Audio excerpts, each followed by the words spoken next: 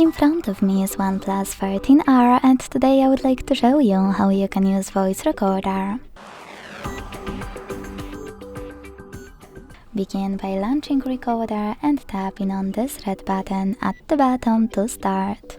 Beforehand, if you want to adjust any settings of your recorder, use those three dots at the top right corner, hit settings and operate all of those.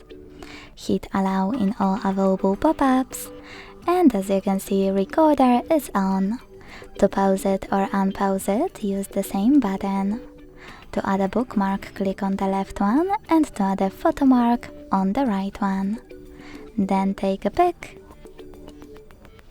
and to add it, use this check mark.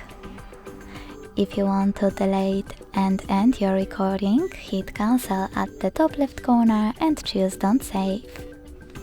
To end it and save it though, select save at the top right corner. Then name it and hit save here. Now to play it, click on it. To manage it, use all of those options here and those three dots at the top right corner.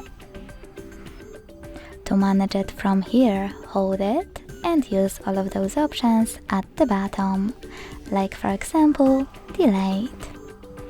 Thanks so much for watching. If you enjoyed this video, leave a like, comment and subscribe. Bye!